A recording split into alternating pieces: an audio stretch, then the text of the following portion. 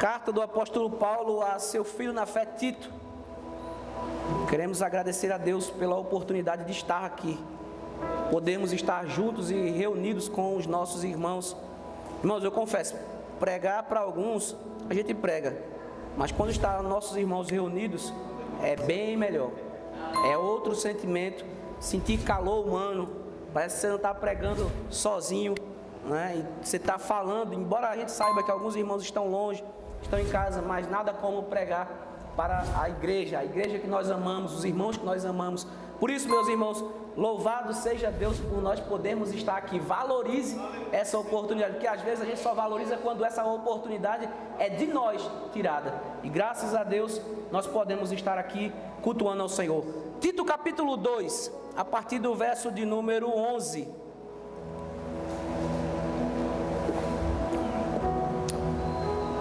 Diz assim o texto bíblico, capítulo 2, verso de número 11.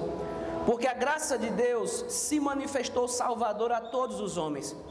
Ela nos ensina a renunciar à impiedade, às paixões mundanas e a viver de maneira sensata, justa e piedosa na era presente. Enquanto aguardamos a bendita esperança, a gloriosa manifestação de nosso grande Deus e Salvador Jesus Cristo. Ele se entregou por nós a fim de nos remir de toda a maldade e purificar para si mesmo um povo particularmente seu, dedicado à prática de boas obras. Vamos orar mais uma vez. Santo Deus de Israel, nós te bendizemos e te agradecemos. Fala conosco nessa tarde, Senhor. Edifica a sua igreja e as portas do inferno não prevalecerão contra ela. Ó Deus, que nessa tarde o Senhor possa encorajar o teu povo a viver de maneira digna daqueles que foram comprados e remidos. Em nome de Jesus, alcança o teu povo, Senhor. Em nome de Jesus, amém. Pode sentar, meus irmãos. Quando a gente diz pode sentar, os irmãos que estão aqui é outra coisa, né? Os irmãos podem sentar em casa, os irmãos estão todos sentados já. Queridos, durante a nossa vida, nós tivemos vários professores. Ao longo da nossa história de vida, nós tivemos professores desde o momento em que nascemos e se calhar até o último momento das nossas vidas. Nós vamos ter pessoas que nos ensinem alguma coisa. Nós sempre aprendemos uns com os outros. Nunca cessa esse grande aprendizado. Eu me lembro que no seminário eu tive um professor de música e ele ficava muito bravo, meu evangelista Fernando, quando alguém chamava tom fino de fino, tom agudo de fino e tom grave de grosso. Ele ficava manifestado de raiva. Vocês estão na sala de aula, vocês têm que aprender que não existe tom fino, existe agudo e existe grave. E eu me lembro da expressão que ele ficava quando ele se chateava, entre aspas, né, quando alguém, professor, essa nota é aguda ou é grave?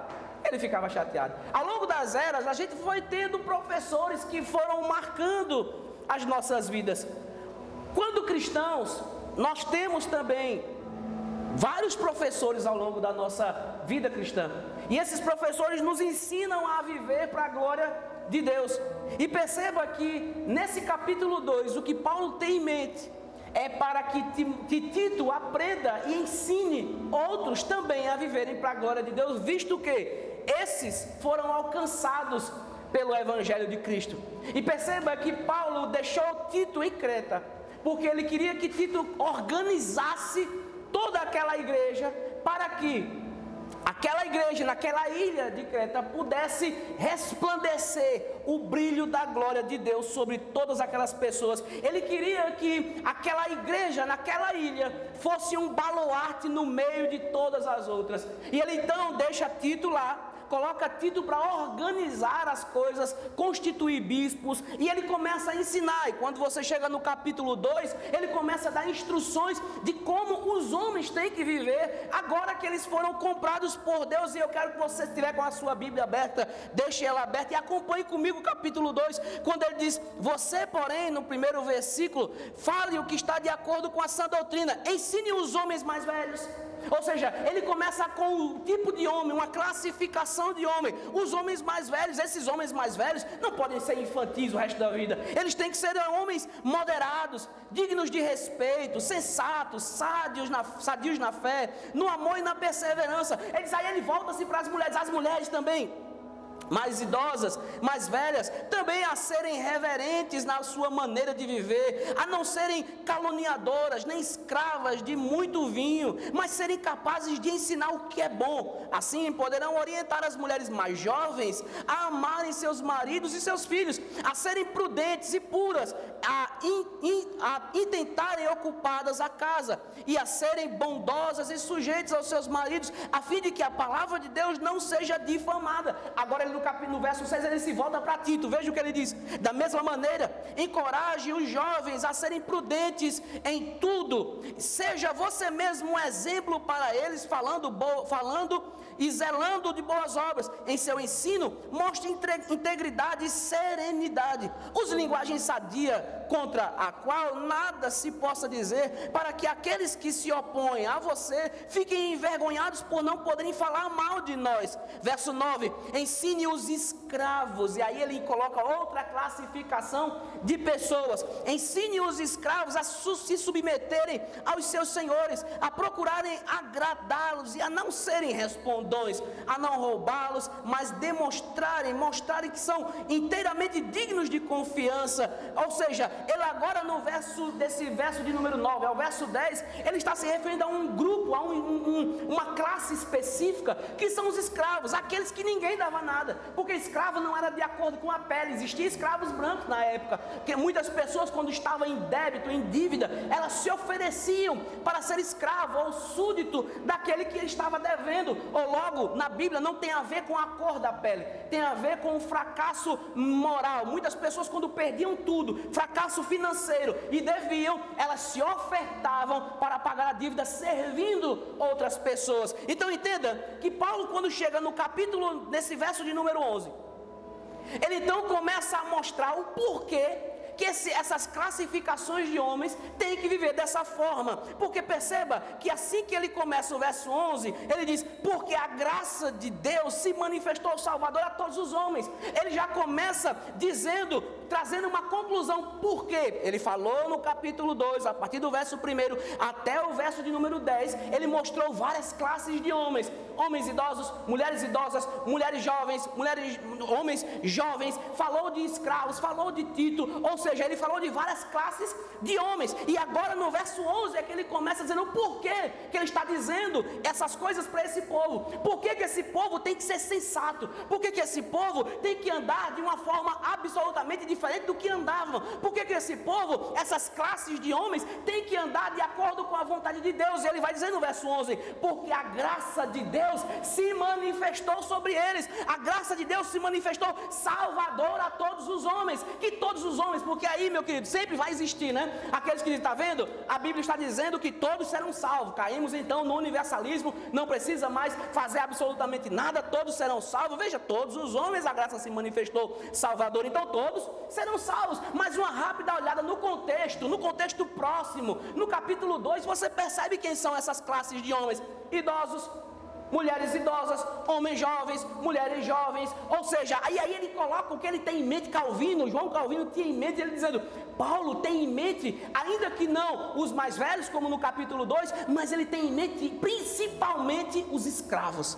Porque os escravos, meu irmão Isaías, ninguém ligava. Os escravos não poderiam ser alcançados por graça, segundo a maioria. Os escravos eram aqueles que estavam ali subalternos a tudo e a todos. Logo, alguém escreve uma carta dizendo que aqueles homens crentes, ainda que sejam escravos, têm que andar de acordo com a vontade de Deus, sendo nos seus trabalhos submissos, não podem ser respondões. Paulo está aqui trazendo exatamente isso para esses homens, para os escravos, que aqueles que ninguém davam absolutamente nada, Ele coloca então esses escravos dentro do bojo da graça que se manifestou. Logo, quando Ele diz, porque a graça de Deus se manifestou salvadora a todos os homens, é todas essas classes de homens, mulheres, jovens, velhos, idosos, escravos. Ou seja, Paulo tinha em mente não pessoas individuais, cada uma delas, todos os homens no singular, mas pessoas de todas as classes. E incrível que Deus é exatamente isso que Ele faz. Ele salva homem, salva mulher, salva criança, salva idoso, salva rei, salva escravo, salva governantes, salva súditos. Deus não faz exceção de pessoas para salvar. Ele salva pessoas de várias classes. Não há um homem que possa dizer que ele é tão pecador ao ponto de Deus não poder salvá-lo. Deus pode salvar ainda que ele seja o rei da Escócia. Deus pode ir lá e converter o seu coração, porque Ele tem o coração do homem na palma da sua mão. Ele tem o coração do rei, inclina para onde Ele quiser. Ele diz que a graça, e nós precisamos definir o que é graça, e o Catecismo Maior diz que graça é o favor imerecido. Entendemos que a primeira coisa que entendemos sobre a graça é que ela não é algo que nós merecemos. Graça é favor de Deus. Ninguém após a queda merecia o favor de Deus. Ninguém merecia a graça de Deus. Todos pecaram e estão destituídos da glória do Senhor. Não há um justo sequer. Deus não teria mais compromisso com ninguém. Todos caíram. Todos rejeitaram Ele. Todos deixaram Ele de lado. Logo, Ele não precisava salvar ninguém se Ele não quisesse, que Ele permaneceria sendo justo, porque todos pecaram. Mas veja que Ele disse que o motor que locomoveu Deus era a sua graça, a graça de Deus que se manifestou. A expressão, o verbo manifestou, do manifestar, está no passado como algo concluído, algo feito. Ela se manifestou. E aí você percebe que desde o homem ter pecado, desde Adão ter pecado, Deus já vem manifestando a sua graça, o seu favor. E esse favor, essa graça vem através das eras. E me encontrou você, encontrou a nossa congregação, encontrou irmãos ao redor do mundo. Essa graça que foi um fato, se manifestou salvadora. Ou seja, ela salva pessoas de todo o mundo, todos os homens em vários locais do mundo. Deus alcançou, essa graça chegou até o Brasil e encontrou pecadores caídos nos seus pecados e trouxe vida para eles. A graça de Deus se manifestou. Esse manifestar está no passado como algo concretizado. A graça de Deus te alcançou. A graça de Deus alcançou você. E a graça de Deus pode alcançar os perdidos. Precisamos pedir então a Deus que Ele possa alcançar mais pessoas para a sua glória. Veja que no verso 12, então, ele diz que essa graça, ela ensina. Parece que Paulo coloca a graça como se ela fosse uma pessoa. Perceba no verso 12, ela quem? A graça, o favor de Deus, nos ensina a renunciar à impiedade e às paixões mundanas. Paulo começa a colocar aqui a graça como um tutor. Por isso nós falamos do tutor, dos professores que nós já tivemos. A graça, ela ensina. A graça, ela educa. E como é que ela educa? Ela educa primeiro mostrando o que nós não devemos fazer. Veja o que diz o verso 12 a partir da parte B. Ela ensina, a graça nos ensina a renunciar à impiedade. A graça de Deus, quando ela alcança o homem, ela vai ensinando ele a renunciar, abdicar, deixar de lado, a renegar, a abnegar, repudiar tudo que é impiedade. E o que é impiedade?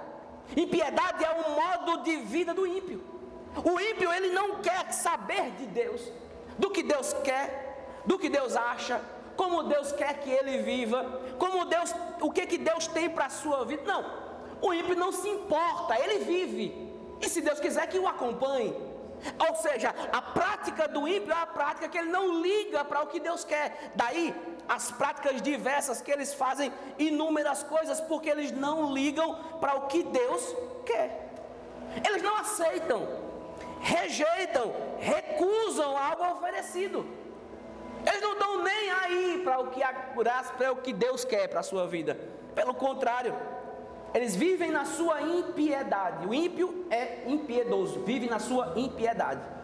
Logo, ele age como se Deus não existisse.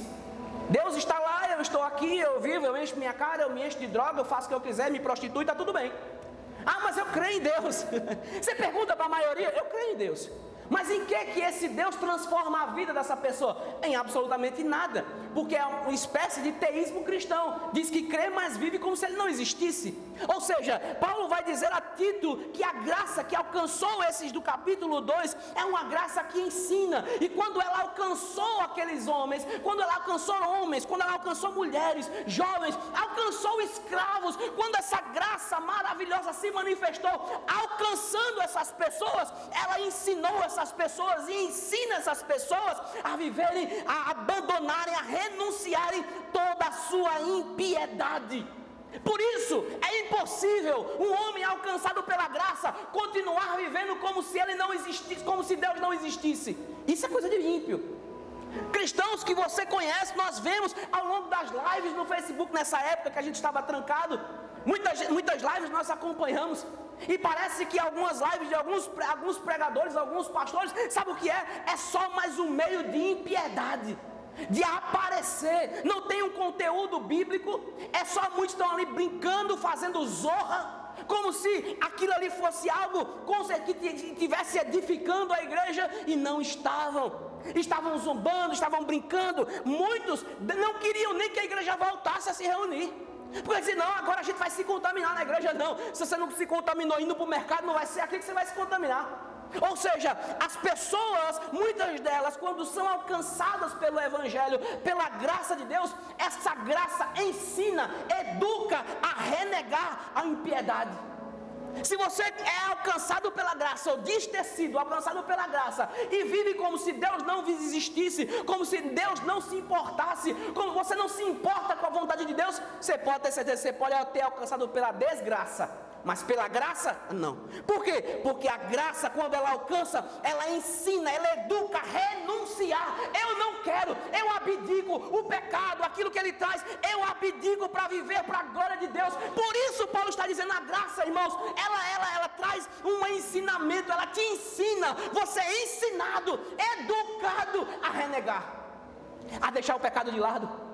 Você não quer mais viver daquela mesma prática, porque é uma incoerência dizer que foi alcançado pela graça, mas vive como se ela não existisse. Qual foi a graça que alcançou? Só pode ter sido a desgraça, porque a graça não foi, porque a graça educa, a graça ensina, e ensina a fazer o que? Em primeiro lugar, renunciar à impiedade, a prática de vida não cristã. Cristão vivendo como se fosse ímpio, dizendo que foi alcançado pela graça, é contradições em termos. Impiedade é, em geral, a prática de vida dos ímpios, de não ligar para as coisas de Deus, crê em superstições. Eu vejo cristão até que também crê em astrologia, acredita nisso, crê em superstições, crê em gnomo, Papai Noel, chocolate de ovo da... Como, sabe, acha ainda que hoje, né, a Páscoa tem a ver com coelhinho, tem a ver com chocolate.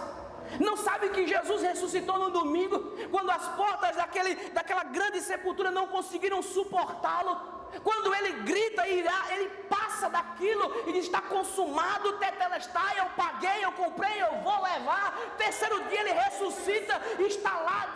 Ou seja, nós percebemos que a maioria não sabe o que é. Tem a ver com Papai Noel. Não, Papai Noel é Natal, né? Tem a ver com ovo de Páscoa, tem a ver com coelhinho. Tem crente que diz ser alcançado pela graça, mas não foi educado a entender o que é a graça. Acha que merece alguma coisa. Acha que merece alguma coisa, por isso achou que ganhou de Deus. Eu mereço, eu não posso ir para o inferno, eu não mereço o inferno. Ele não foi educado pela graça, ele não sabe o que é favor de Deus, absolutamente não. E perceba que Paulo disse que essa graça que se manifestou Salvador a todos os homens, educando a renunciar à impiedade perceba no verso 12, contemple esse texto, e as paixões mundanas. Segundo, a graça que educa a você renunciar às paixões mundanas. Segundo, a graça nos ensina a renunciar à impiedade e às paixões mundanas. O que seria isso? Veja que o que Paulo tem em mente aqui é todas as afeições da carne: desejo, anelo, anseio, desejo pelo que é proibido, luxúria, tudo que a carne se inclina e o mundo oferece, as práticas mundanas e terrenas em oposição às práticas celestiais. Paulo tem em mente que quando essa graça alcançou a minha vida e a sua vida, ela nos educa a renunciar às paixões mundanas ou paixões terrenas. Tudo que for contrário a Deus, tudo que for oferecido em todas as áreas que não seja compatível com a palavra de Deus, com o Deus que é puro e santo, nós renunciamos. E aí você entende porque muitas vezes as pessoas chamam a gente de retrógrado, né, de obscurantista, né? Até agora, né, por causa dessa questão da vacinação, muita gente diz que nós somos anti-vacina. Não tem nada a ver com isso. Nada a ver. O cristão simplesmente ele faz o seu papel como um cristão nesse mundo, mas ele faz um papel muito maior no mundo posterior. Ele crê não que a vacina, seja lá qual for, vai trazer cura para a sua vida, porque ele sabe que se ele morrer, ele está com Cristo. Então ele toma a vacina, mas a sua confiança não está nela, está no Deus que deu sabedoria aos homens, ou seja, está nela. Essa graça que alcança as pessoas, ela ensina, ela educa a renunciar às paixões mundanas.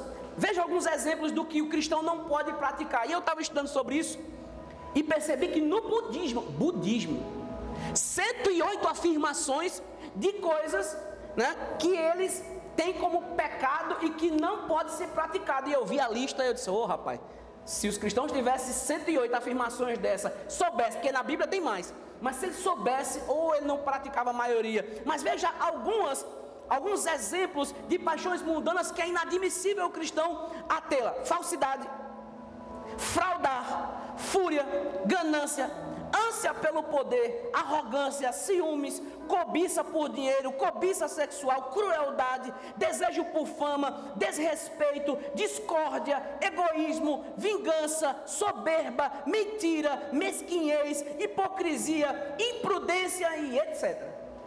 Essas práticas não condiz com aquele que foi alcançado pela graça. Por quê? Porque a graça educa a renunciar às paixões desse mundo. Ela nos ensina a como viver. Quem é que ensina o cristão a viver?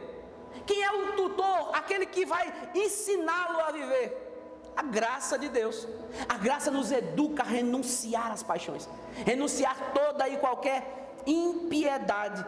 Primeiro, a graça nos ensina como não podemos viver, e agora ela vai nos ensinar como temos que viver. Veja a sequência desse mesmo texto: e a viver de maneira sensata, justa e piedosa na era presente. Na era presente, como nós vivemos?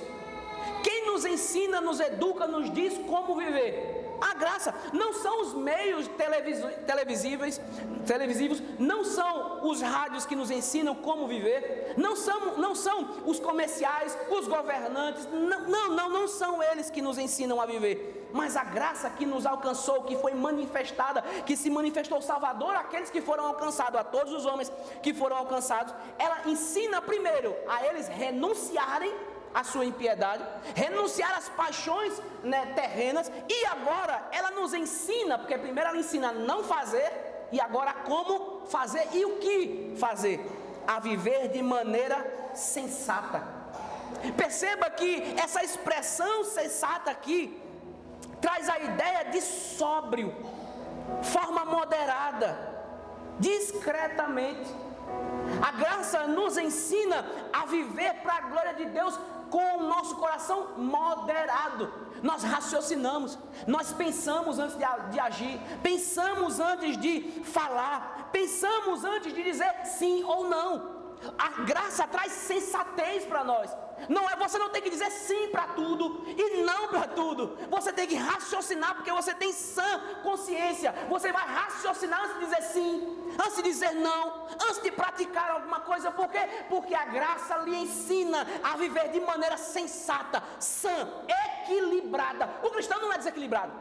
Ele não vive uma vida desequilibrada. Ele é equilibrado tanto na sua área financeira, na sua área familiar, na sua área emocional, na sua área religiosa. Ele é um homem e uma mulher equilibrado, sensato. Por que ele faz isso? Porque a graça educa, a graça ensina. Logo, eles então podem viver nesse mundo de maneira sensata. Perceba que essas expressões aqui que ele está ensinando, não está falando do mundo que vai vir. Como você vai viver lá no céu. Não, isso é outro caso. É como você vai viver aqui. Como você vai resplandecer o brilho da glória de Deus aqui. Como as pessoas vão olhar e ver que você é crente aqui. Mas não importa se elas são ou não cristãs, elas vão olhar em você se você vive de maneira sensata. Se você é uma pessoa sensata. A graça educa e ensina a viver de maneira sensata e justa. Veja, essa justiça é como nós vamos tratar as pessoas ao nosso redor. Como você vai viver de acordo com as pessoas, no seu habitat, no seu trabalho, na sua família. Como você vai viver? Será que você vai ter que ser aquela pessoa que diz sim para tudo? Que você não pode de forma nenhuma dizer não, porque então alguém vai dizer, você é crente, não ajuda ninguém? Porque você disse não, não é assim não. Ela está ensinando como você vai viver nesse mundo, sensatamente e justo. Jesus disse que é um bem-aventurado aquele que tem fome e sede de justiça. Ele não acha normal nem correto a injustiça. Ele vive olhando e entendendo que o que é justo é bom e o que é injusto é mal, é ruim. Logo, essa retidão que ele tem faz ele andar em todas as alas da sua vida de maneira igual. Ele é justo em casa, ela é justa no trabalho, ela é justa com os familiares, é justo. Mas mesmo você sabendo que não vai conseguir ser 100% justo, seu alvo é ser justo. Eu costumava usar um exemplo de um pai que pegava o filho mais rebelde que tinha em casa e dava tudo de mão beijada para ele. Já conheceu alguém assim? Um pai que chega, o filho quanto mais rebelde é, mais ganha as coisas. E os outros filhos que quanto menos é, parece que esses são os excluídos. Você vê justiça nesse tratar? Não. E aí eu ouvi uma vez uma mãe dizendo que os pais não amam com indiferença, mas eles dão mais atenção para aqueles que fazem coisas mais erradas. Parece uma bonificação, né? Quanto mais besteira o cara faz, então mais atenção ele vai ter. Isso não é de maneira justa. Se a graça de Deus lhe alcançou, você vai viver de maneira justa na família. Certo, não é certo? Vai dar para um, dá para o outro também. Não é não, meu querido? Vai dar para você tem 2 filhos, vai dar um carro para um, dê um carro para o outro. É justo. O cristão é conhecido através da graça. Quando a graça o alcançou, ele vive de maneira sensata e justa. Ele não causa divisões na própria família, de forma nenhuma. Porque dá uma coisa, pega dois filhos, dá um big para um e não dá para o outro, para você ver se não vai causar injustiça e um vai querer voar no pescoço do outro. Vai, por quê? Porque é uma maneira injusta de viver. Mas o cristão que foi alcançado pela graça, a graça educa ele a viver de maneira justa e sensata. Se ele puder, ele dá para os dois. Se não puder, não dá para ninguém. Mas não vive de maneira injusta. Porque esse é o que caracteriza a nossa vida. Se a nossa vida é caracterizada por injustiça, eu sou injusto na minha família, injusto no meu trabalho, eu beneficio pessoas que não merecem, você pode ter certeza, eu não vou ser considerado nem conhecido por um crente justo, mas por uma pessoa injusta, que beneficia aqueles que praticam o mal. E de forma nenhuma isso é bíblico. Aqueles que praticam o mal, a Bíblia vai dizer, Romanos 13, que a espada não está ali por acaso. Que o Estado não vai trazer punição para aqueles que praticam o mal por acaso. Não. Aqueles que são sujos, se sujem mais. E se sujem sem o meu apoio. Se sujem sem o cristão chegar lá e... você está indo muito bem. Não. Quem é limpo, esse você vai aplaudir. Se limpe mais, se é crente, seja mais santo, mais homem de Deus, mais mulher de Deus, mas quer viver na sujeira? Então viva na sujeira, mas não com toda a maneira de viver. E veja que ele disse que ele tem que ser também piedoso na era presente. Você percebe que ele faz questão de frisar qual é o meio de vida que nós vamos viver aqui. Não é lá, é aqui. Paulo queria que a igreja ali de Creta fosse um grande referencial. Como nós queremos que a nossa igreja, nesse local, seja um referencial. E como vamos viver? De maneira sensata, justa e piedosa na era presente. Ou seja, isto é, no fiel desempenho dos nossos deveres para com Deus. Primeiro, ele fala da maneira que nós temos que viver entre comunidade. Segundo, para com Deus. Essa piedade aí, dessa maneira piedosa, se refere com a religião. Está tratando da religião, está tratando de como você trata as coisas de Deus. Qual é a vontade que você tem de fazê-la? Como é que você leva as coisas de Deus? Você leva lá vão ter? Você leva isso como secundário? A oração, a leitura, a prática, congregar. Agora, eu conheço pessoas que acham que congregar é desnecessário. É tanto que o movimento desigrejado cada vez cresce mais. Que há pessoas que passam horas e horas assistindo um filme num cinema, mas não passam 1 hora, 2 horas num culto. Eu me lembro quando na época de Velozes e Furiosos, os meninos, ninguém levantava para ir no banheiro. Parece que quando as pessoas vão pregar, faniquito. É a expressão faniquito. Água, precisa d'água. Não, você precisa ouvir, aprender e glorificar a Deus. Viver de maneira piedosa tem a ver com a forma como nós vamos viver nesse mundo com os princípios do mundo por vir. Como nós vivemos aqui, nós vivemos de acordo com o que o Estado diz, com o que as pessoas dizem ou com o que Deus diz. É claro que essa maneira piedosa de viver aqui na era presente é a forma de nós vivermos aqui. Quem nos influencia? Será que a TV, a novela, o Big Brother Brasil? Não, quem nos influencia é as coisas de Deus, é o Deus da palavra, Ele que nos dita como nós vamos viver na era presente. E aí você percebe porque há cristãos que são mais doutrinados por musiquinhas do que pela palavra, não entendem e têm muita dificuldade para encontrar um livro na Bíblia, porque não lê, a Bíblia é colada, as páginas são coladas, não tem absolutamente nenhum manuseio, por quê? Vivem nesse mundo de acordo com o que o mundo impera, não olham para o que Deus quer para ele viver nessa terra. Nós temos que entender, se a graça de Deus nos alcançou, eu vivo de maneira piedosa na era presente, e essa maneira piedosa é a maneira que Deus tem para que eu viva. Se a pessoa coloca uma situação para que eu possa sonegar, eu não vou sonegar. Que eu possa roubar, eu não vou roubar.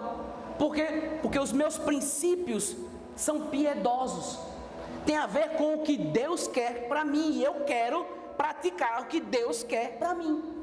Ou seja, a graça de Deus, ela se manifestou salvadora, ensinando, educando. Se a graça de Deus lhe alcançou, você está tranquilo aqui, porque eu tenho certeza que você pratica todas essas coisas. Veja o verso de número 13. A graça nos ensina a guardar o retorno de Cristo. Perceba o verso 13. Enquanto aguardamos a bendita esperança e a gloriosa manifestação do nosso grande Deus e Salvador, Jesus Cristo. O que a graça nos faz? Ela não tira Cristo e o seu retorno da nossa mente. Nós andamos, nós vivemos, nós falamos, e qual é a nossa esperança? O que nos faz levantar da cama pela manhã? Qual é a sua esperança? A minha esperança? O que me faz ser o que eu sou e agir como eu ajo? O que é que está na minha mente que faz eu viver como eu vivo? Quem me ensina? Quem me instrui? Quem é que dá o parâmetro para que eu possa seguir? A graça de Deus, ela traz a esperança do retorno glorioso de Cristo para nossas vidas. Ela nos ensina, nos educa a aguardar. Enquanto nós aguardamos o retorno glorioso de Cristo, a nossa bendita esperança, é uma esperança bendita que todo cristão tem que ter. Jesus voltará, e nós, enquanto Ele não volta, nós vivemos sensatamente, piedosamente e justamente nesse mundo, aguardando o seu retorno, aguardando aquele dia que Ele raiará nas nuvens, aguardando a gloriosa manifestação de nosso grande Deus e Salvador Jesus Cristo. Queridos, veja que o cristão, ao longo dos anos, ele não definha espiritualmente, porque ele tem sobre ele reagindo à graça de Deus, trazendo a ele o aguardo do retorno glorioso de Cristo. Será que isso não é verdade para nós? Será que as situações, principalmente agora na pandemia, nós estamos com os olhos tão voltados para a política, para a pandemia, que nós esquecemos de aguardar o retorno glorioso do nosso grande Deus? Aqui a expressão grande Deus é um Deus grande, poderoso, que pode resolver absolutamente tudo. Nosso grande Deus retornará, e essa é a esperança do cristão que foi alcançado pela graça de Deus. Ele foi alcançado, ela foi alcançada, então ele aguarda tranquilamente o grande retorno do seu Salvador, aquele que salvou a sua alma, aquele que impediu a sua alma de ir ao inferno. Esse Salvador da nossa alma voltará. Grande Deus. Veja que essa graça de Deus nos ensina a aguardar o retorno glorioso de Cristo. E a nossa espera um dia terá um fim. Quando Cristo raiar nas nuvens, nossa espera acabará. Enquanto isso, nós vamos viver de maneira justa, piedosa, sensata, renegando as paixões, renegando a impiedade. Mas uma coisa é certa: chegará um fim. Chegará um momento que o próprio apóstolo Paulo, escrevendo aos Tessalonicenses, no capítulo 4 da primeira carta, no verso 16, ele diz: dada a ordem, com voz do arcanjo, o ressoar da trombeta de Deus, o próprio Senhor descerá dos céus, e os mortos em Cristo ressuscitarão primeiro. Depois nós, os que estivermos vivos, seremos arrebatados justamente com Ele nas nuvens, para o encontro com o Senhor nos ares, e assim estaremos com o Senhor para todos sempre. Chegará a resposta da nossa esperança, chegará o dia de encontrarmos com o nosso Deus, chegará o dia de estarmos com Ele para todos sempre. Mas até lá, vivemos aqui de maneira sensata, justa e piedosa, aguardando o dia que vamos estar com Ele para todos sempre. Enquanto aguardamos, vivamos de maneira sensata. Enquanto aguardamos, vivamos de maneira justa. Enquanto aguardamos, renegamos a impiedade e as paixões terrenas. Por que temos que fazer isso? Por que isso é exigido da gente? Por que essa prática? Por que eu não posso viver como o ímpio vive?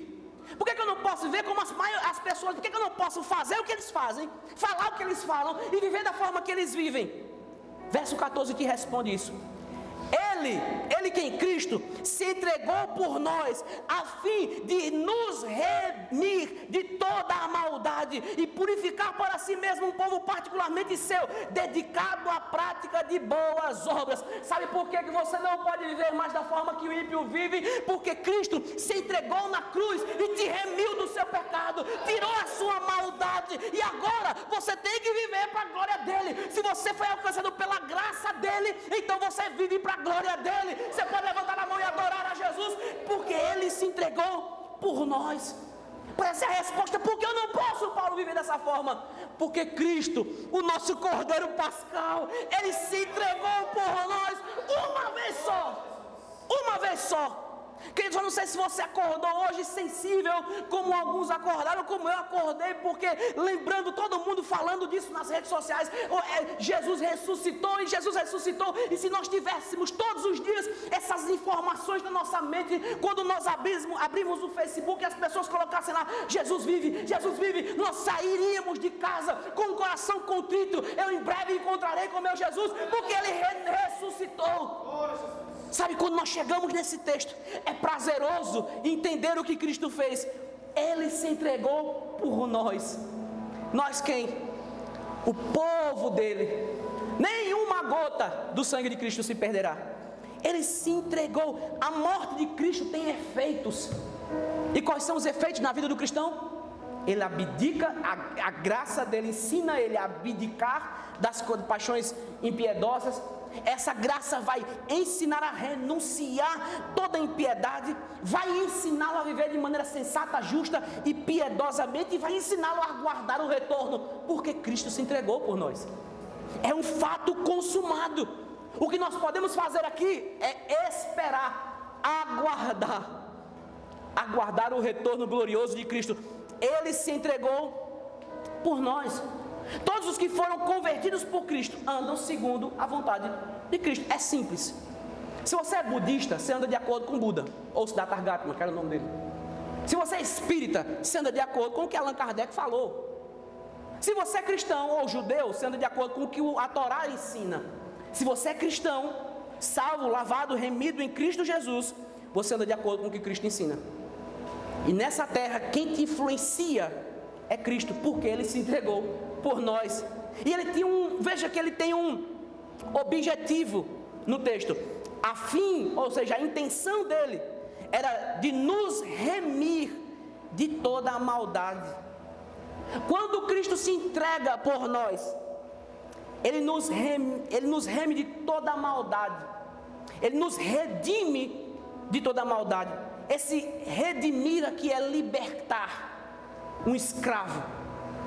Nós éramos escravos do pecado. Não, era impossível negar o pecado. Impossível. O que Cristo faz na cruz? Ele nos purifica de todo o pecado. Ele nos compra. Ele nos liberta do poder do pecado. Você pode dizer não agora. Você pode viver de maneira sensata agora. Você pode renegar as paixões. Você pode renegar a impiedade, porque agora você foi remido pelo sangue de Cristo. Ele te remiu, Ele te livrou das amarras, das amarguras do pecado. Você pode viver para a glória dEle. Por quê? Porque a fim de nos remir de toda a maldade que quem era que praticava? Cristo? Não, eu era mau. Eu praticava essa maldade. Toda a maldade o ser humano é capaz de praticar. Ou seja, nós praticávamos isso. E quando fomos alcançados, porque Cristo se entrega a fim de nos remir de toda a maldade, Ele nos livra do peso do pecado. Ele nos livra das amarras. Você pode dizer não. Ninguém vai te obrigar a adulterar. Ninguém te obriga a fornicar. Não, você pode dizer não. Eu não quero, eu renuncio, porque Cristo se entregou por mim. Ele me redimiu de toda a minha maldade. Eu posso dizer não ao pecado hoje. Diz, eu quero viver para a glória de Cristo de maneira justa, sensata e piedosa, porque Ele nos remiu de toda a maldade. E fez outra coisa, veja o que Ele fez. E purificar para si mesmo. Para quem? Para si mesmo um povo particularmente seu. O apóstolo Paulo usa aquele termo que era usado cotidianamente no Antigo Testamento de purificação. Purificação. Quando uma pessoa várias e várias vezes se contaminava ao longo de muitas coisas que ela praticava. Tocou num caixão, tocou no morto, ficava impuro. A mulher está nos seus dias, ficava impura. Pegou lepra, está impuro. Tudo estava impuro. Andou e não lavou as mãos, está impuro. Ou seja, era muito simples e muito fácil para um homem ser impuro ou se tornar impuro. Aqui ele diz que o que nos trazia essa impureza era a maldade, a prática da maldade. Mas agora ele diz que Cristo, quando se dá por nós, a fim de nos remir de toda a maldade, a prática que nós vivíamos, Ele agora purifica para si mesmo um povo. Ele purifica não a todos, Ele purifica para si um povo. Não a todos os povos, mas um povo para chamar de seu. Um povo particularmente seu. Um povo ao qual Ele coloca na terra para representar o Deus dos céus. Um povo que Ele comprou, que Ele pagou e que Ele voltará para buscar. Um povo remido, purificado. Foi esse que Cristo fez.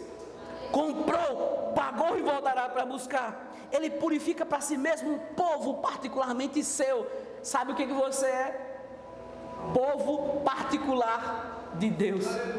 Por isso Pedro vai ousar dizer que nós somos propriedade exclusiva de Deus. Paulo está dizendo, nós somos um povo particular de Deus, particularmente de Deus. Ele não abre mão de você. Ele não abre mão da sua vida, não abre mão da sua vida, da forma de você viver. Ele não vai te entregar para o diabo, não. Se você foi remido, se a graça te alcançou, você foi alcançado por ela, pode ter certeza, foi purificado, é povo de Deus.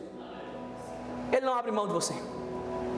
Por mais dificuldade que possa aparecer, está tudo complicado, eu sei, não está fácil para ninguém.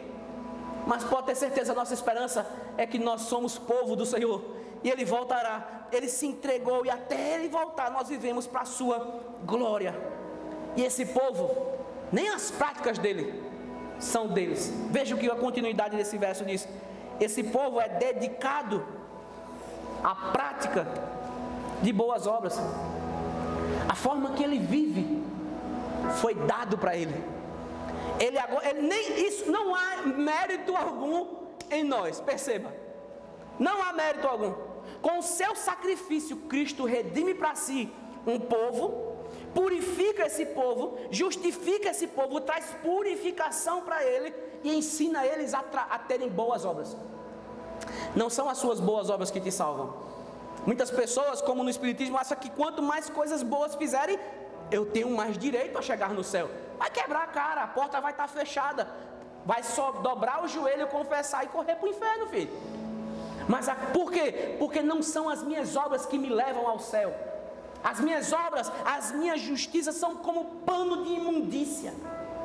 A minha autojustiça não serve para nada, porque senão eu chegaria no céu e não precisava de Jesus, e dizia: Senhor, eu estou aqui porque eu sou justo, eu sou o cara, eu sou bom, eu fui bom lá na terra, eu dei pão para quem estava passando fome, eu ajudei todo mundo lá embaixo, eu fui visitar, fiz tudo isso, eu mereço estar no céu. Ninguém que chegar no céu vai ter essa ousadia de dizer: eu mereci estar aqui. Não, ele sabe, todos aqueles que chegarem lá, sabe que ele merecia ter ido para o inferno, porque todos pecaram e carecem da glória de Deus, porque o salário do pecado é a morte.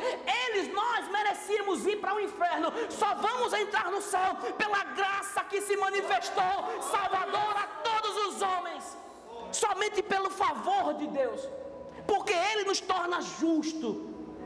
Porque ele pode dizer: justificados vocês são, eu vos torno justos, entrem. Quando Jesus disse: olha, chegará aquele momento que uns vão ser apartados para um lado, outros para o outro, e eu vou dizer: afasta-te de mim porque eu nunca te conheci, maldito. E a outros, as suas ovelhas, ele vai dizer: entra para o reino que, desde a fundação do mundo está preparado para os eleitos. Desde a fundação do mundo está preparado para todos aqueles que creem em Cristo e somente nele. O povo exclusivo de Deus entrará no reino de Deus. E como é que nós vemos quem é esse povo? Eles abdicam, eles renegam as paixões mundanas, eles renegam a forma ímpia de viver, eles vivem de maneira sensata, eles vivem de maneira justa, eles vivem na piedade, eles aguardam o retorno de Cristo, eles foram purificados, eles são povo de Deus, eles têm boas práticas, as boas obras. Então, sim, eles são um povo de Deus. Fica fácil você entender quem é e quem não é. Fica fácil para você entender se você é, para mim entender se eu sou. Eu tenho tudo isso. Eu aguardo ansiosamente esse retorno glorioso do Senhor. O sacrifício de Cristo nos traz pureza. É impossível um remido viver de forma ímpia. Ele foi remido, purificado por Cristo. Ele não vive mais na imundícia do pecado, porque ele foi alcançado pela graça de Deus. Esteja em pé, meus irmãos, nós vamos terminar. Todas essas boas obras que um cristão pode praticar, não há mérito nele. Ele foi ensinado pela graça, educado pela graça, a viver de modo assim. Por isso, se nós aprendermos hoje, eu tenho certeza que deu para você entender. Se você se colocar nessa posição de um remido, purificado, aquele que foi alcançado pela graça e é ensinado por ela, você pode ter certeza, essa rua será pequena para essa igreja, esse bairro será pequeno para essa igreja, essa cidade será pequena. Creta era pequena para Tito, para os irmãos que lá congregavam.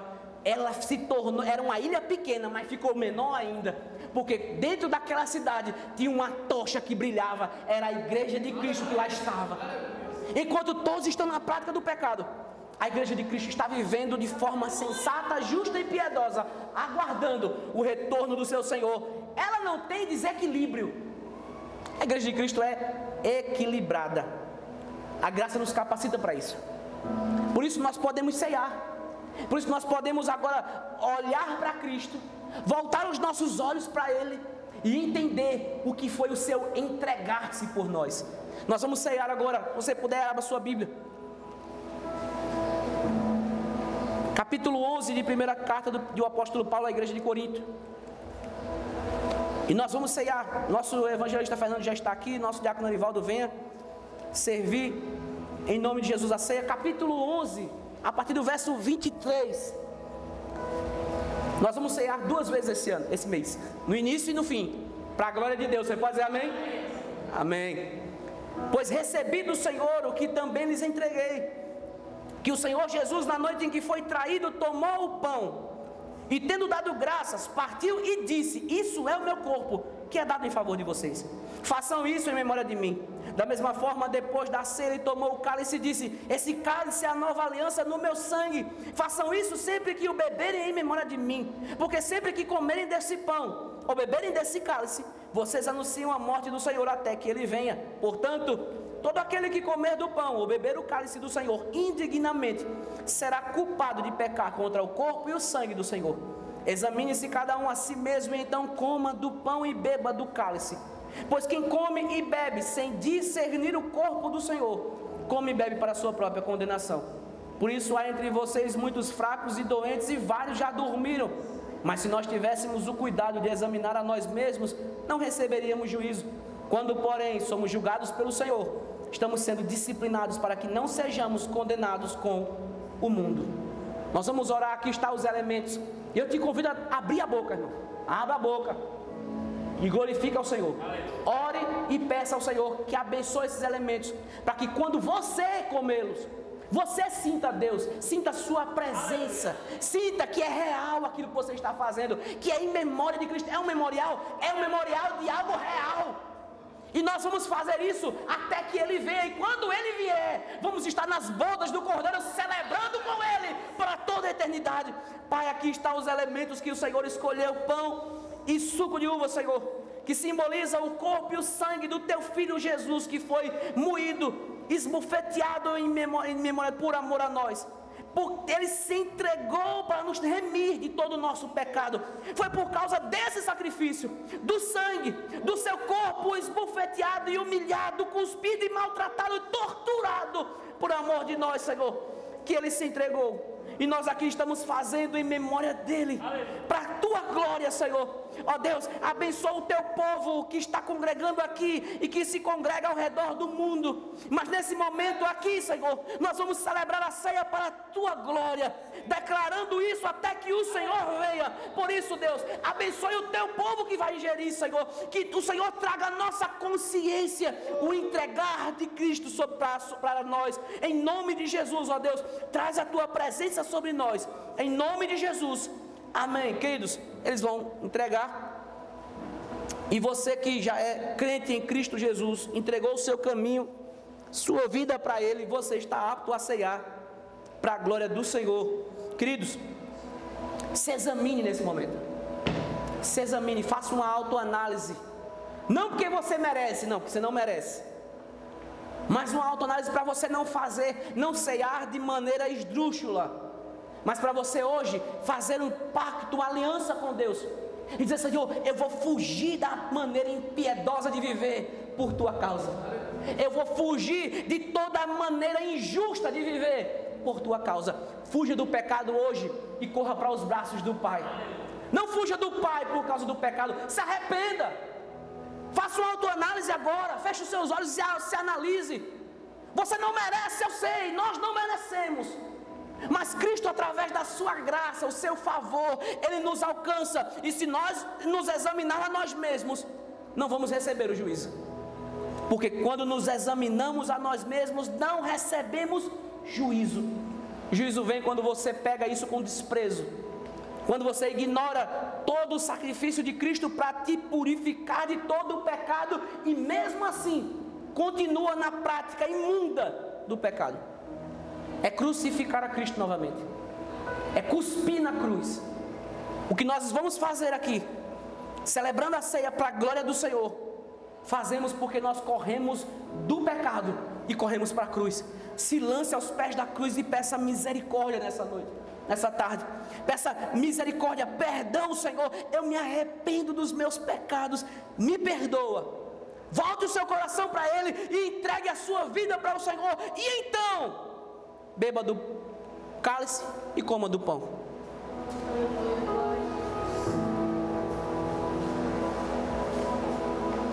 Pois recebi do Senhor o que também lhes entreguei, Que o Senhor Jesus, na noite em que foi traído, tomou o pão e, tendo dado graças, partiu e disse: isso é o meu corpo que é dado em favor de vocês. Façam isso em memória de mim. Comamos, irmãos, em memória de Cristo.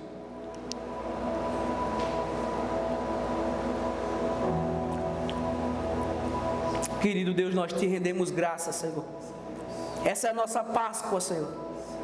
Tu és o nosso Cordeiro Pascal que foi imolado por nós. Tu tiraste os nossos pecados, as nossas maldades e nos purificou.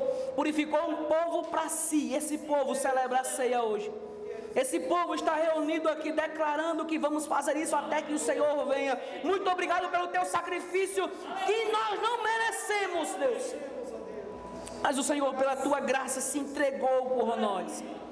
O Senhor poderia ter desistido, mas o Senhor se entregou voluntariamente por amor a mim, por amor a nós, por amor ao teu povo espalhado ao redor do mundo. Ó Deus, nós te agradecemos e vamos tomar o cálice em memória do Senhor. Da mesma forma, depois da ceia, ele tomou o cálice e disse: esse cálice é a nova aliança no meu sangue. Façam isso sempre que o beberem em memória de mim. Bebamos todos. Louvado seja o teu nome, Senhor. Aleluia. Aleluia. Você pode adorar ao Senhor nessa tarde. Você pode entregar louvores a Ele. Nós podemos te dizer palavras de louvor, Senhor. Não estás mais numa cruz, Senhor. Ressuscitaste ao terceiro dia e voltará para buscar a tua igreja. Aleluia. Louvado seja o teu nome, Senhor. Foi o teu sangue, foi o teu ato de entregar-se que nos purificou de toda maldade, que nos fez teu povo. Com seu sacrifício comprou um povo exclusivo, de propriedade exclusiva para si. E esse povo congrega te agradecendo nessa tarde, Senhor. Passamos uma grande dificuldade sem estar congregando, mas o Senhor nos sustentou, porque o Senhor sustenta a tua igreja, e as portas do inferno não prevaleceram contra ela. Estamos aqui, mais um dia para te render graças. Louvado seja o teu nome. Nós te agradecemos porque tu ressuscitaste, Senhor. Hoje no domingo nós estamos aqui gratos, porque o Senhor é o nosso Cordeiro vivo. O Senhor está vivo e vive para todo sempre. Te rendemos graças e queremos fazer isso até que o Senhor venha. Capacita-nos, Senhor, com a tua graça. Ensina-nos, ó Deus, a renegar as paixões. Ensina-nos a viver, a renegar a prática ímpia. E nos capacite, Senhor, a viver de maneira sensata, justa e piedosa, aguardando o teu retorno glorioso para buscar a sua igreja, aguardando a viva esperança que se concretizará no dia que o Senhor voltar. Em nome de Jesus é o que nós te pedimos e te agradecemos. Em nome de Jesus, você pode dizer amém? Amém. Queridos, louvado seja o nome do Senhor por mais uma oportunidade que nós tivemos e temos de ceiar, de ouvir a explanação da palavra do Senhor, de aprender como viver nessa era presente. Viva de acordo com o ímpio se você quiser, mas o cristão que foi alcançado pela graça, ele vive para a glória do Senhor de maneira correta. Abandone o seu pecado e viva para a glória do Senhor. Liberte-se dele. Você já foi liberto, remido. Aleluia. Cristo já lhe alcançou com a graça. Renegue as paixões. Corra para os pés do Senhor nessa tarde. Diga: Senhor, tem misericórdia de mim, por teu grande amor, pela tua grande misericórdia. Corra para Cristo e Ele vai estar com os braços abertos para te receber. A porta da graça ainda não fechou, ela está escancarada. Entra por ela e toma posse da graça. Um dia ela chegará, um dia ela fechará, e não vai haver mais graça, mas só juízo e condenação para aqueles que estarão debaixo da ira. Queridos, nós vamos contribuir agora para a glória do Senhor, e você que vai contribuir, faça isso com alegria. Nós vamos, ao final desse mês, pagar algumas coisas, e até lá temos outras para podermos honrar. Então faça isso com equilíbrio para a glória do Senhor. Amém, meus irmãos? Enquanto você faz isso, nós queremos avisar que quarta-feira estaremos aqui no culto público. Infelizmente, por enquanto, das 18h40 às 20 horas. mas se Deus quiser, vamos alterar esse horário aí rapidamente, né? Ou seja, vamos estar fazendo o nosso melhor para a glória do Senhor. Então, quarta-feira não falta, irmão, não falta. Aproveita a oportunidade, as portas da igreja estarão abertas enquanto a perseguição não chega. Enquanto não nos impedirmos novamente de congregar no nosso local, vamos estar congregando para a glória do Senhor. Então, quarta-feira, venha estar conosco. Não marca nada nessa hora. É um momento curto. Venha se entregar a Cristo e dar o seu melhor para Ele, porque Ele se entregou por nós. Lembro de Rodolfo Abrantes, quando perguntaram para ele no Altas Horas por que ele é um missionário cristão. Ele disse: Cristo se entregou por mim. A forma que eu entendi de retribuir é me entregando para Ele. Se entregue para Cristo nessa tarde e viva para a glória dEle. Querido Deus, nós te agradecemos pela oportunidade de congregar juntos, reunidos como igreja para te louvar, te prestar um culto, Senhor. Louvado seja o teu nome pela vida de cada um que aqui se encontra, daqueles que nos acompanharam pela transmissão no Facebook. Ó Deus, nos capacite a viver para a tua glória. Leva-nos em paz, Senhor. Tira de nós aquilo que não te agrada, e que nós possamos ser baluartes da tua palavra nesse local, vivendo de maneira sensata, justa e piedosa, renegando as paixões, Senhor, renegando a impiedade, e vivendo, aguardando o retorno de Cristo glorioso, que nós estaremos aqui esperando. Leva-nos em paz, nos dê uma noite abençoada em tua presença. Livra-nos de todo o mal, para a glória do teu nome. É o que nós te pedimos e te agradecemos.